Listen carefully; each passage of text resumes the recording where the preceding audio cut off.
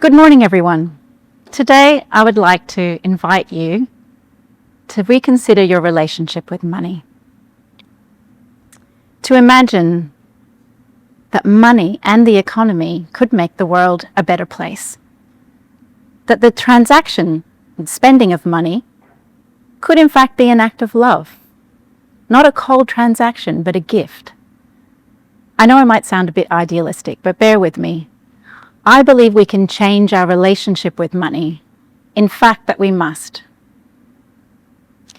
Let me ask you, how do you feel about your relationship with money? Do you feel like you're in service to it, rather than it being in service to you? Do you feel like there's never enough for the things that you need and the causes you care about? What if that isn't inevitable? What if that sense of scarcity is actually by design? We're in the midst of a global cost of living crisis right now, so that sense of scarcity is real. Thomas Jefferson, 200 years ago, warned us the issuing power of money should be taken from the banks and restored to the people to whom it properly belongs. Today, banks, motivated by profit, create the vast supply of our money. They do this through loans, so money enters circulation as debt. Over time, this has contributed to the concentration of wealth into fewer and fewer hands. What if we could take some of that power back? What if we, the people, could increase the supply of money to our local economies to provide for what truly matters?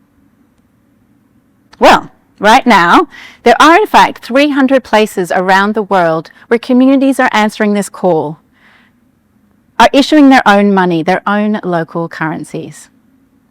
Inspired by this, in 2022, a small group of us, artists and economists, decided to join the fray, to try it for ourselves. Our local currency was called the silver wattle. And for 1 month, we ran an economic experiment and a creative conversation in our town of Castlemaine that lit us up with joy and sparked a world of possibilities. I'll return to the silver wattle in a bit. But first, let's step back and look at how a local currency works. There are 3 features I'd like to share with you today. Number 1, celebration of place. Local currencies, actually a lot of them are digital now, but many started life as colourful notes adorned with artwork celebrating the unique identity of each place.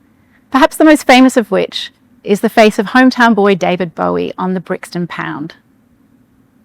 Number 2, I'm talking about complementary currencies today, so currencies that operate alongside national currencies. They offer, if you like, an alternative system of exchange. They don't replace national currencies. Number 3, this is perhaps the most important feature of local currencies. They can only be spent in that local place, that town or region. Why does this matter? Because when money can only circulate locally, it doesn't leak out of our economies to further enrich global corporations and the super wealthy. It stays and builds wealth locally. Here's an example of local currency in action. Let's say you're a pie maker in your town, and half of your customers purchase your pies using the local currency. With this money in hand, you are then more likely to purchase your ingredients locally from a nearby farm, butcher, or grocer. This has the impact of strengthening your local food systems and reducing your carbon footprint through a shorter supply chain.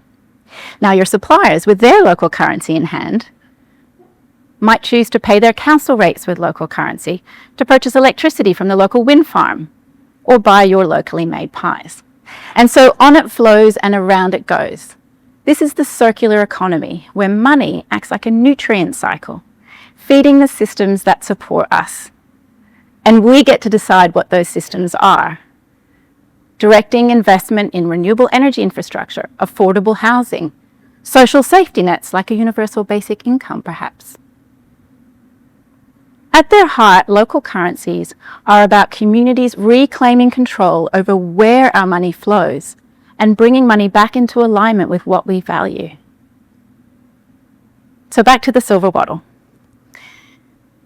The silver wattle is a coin, a ceramic coin. In fact, it's 2 ceramic coins, one to the value of $10 and $50. And it's circulated for 1 month in Castlemaine, a town like Bendigo that's on Djaara Country. These are the traditional lands of the Djaara people, First Nations people of Central Victoria in Australia. And we designed our currency here with deep respect for their culture and wisdom. First Nations wisdom in relation to the economy is humbling and revealing. Cooperation, not competition, is seen as essential for our thriving. Prosperity is not measured by the accumulation of wealth, but by its distribution. And resources are relatives to be treated with respect, not mined for short-term gain. With this in mind, we decided to put the silver wattle, a plant native to this region, on our coins. Silver wattle, or warrarak in Djaara language, was gifted to us as a symbol of connection. It represents the ties that bind us to each other and to country. Its sap was traditionally used, you see, as a glue. Each coin was made of a stoneware clay with a wash of locally sourced wild clay. They were literally made of this earth. With that wild clay and the warrarak symbol, they remind us of the source of our true wealth, the land beneath our feet and the social connections we share. Overall, we minted, or shall I say fired, $10,000 worth of silver wattles. And they were available to use at select businesses across town that we selected for their sustainability practices. People could buy them at the Visitors Information Centre, the Art Museum, and at the local gallery where we curated a show on the circular economy. And 10% of all exchanges went to not-for-profit Castlemaine Pay the Rent for Djaara elders to use on projects of their choosing. With these ceramic coins as a touchstone, each one an individual work of art, imbued with story and meaning, we invited people into a conversation around how our economy works and into an experience of how it could change. We even invited people to make the coins with us.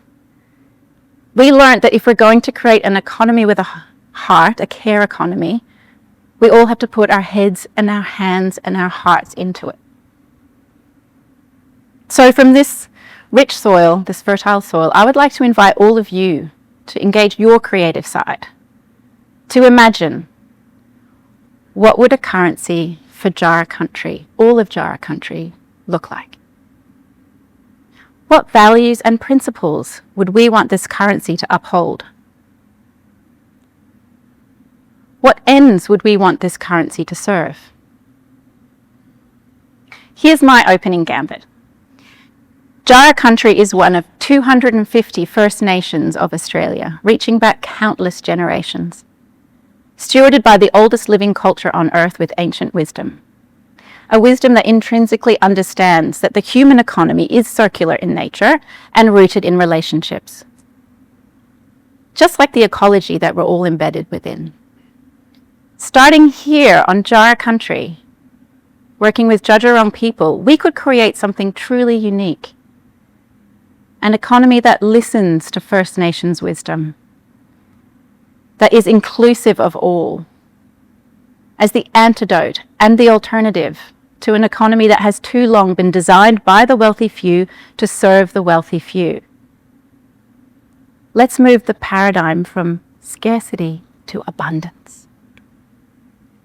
Now, the silver wattle proudly sits in the coin collection of the Melbourne Museum.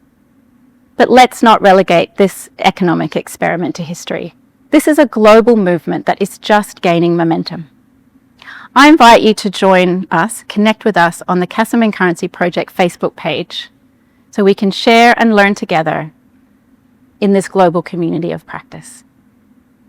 And in the meantime, the next time you earn or spend money, take a moment to reflect. How does it make you feel? Does it help connect you to the place where you live?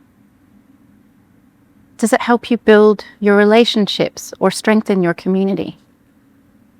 If so, maybe, just maybe, you've made the transaction of money into an act of love.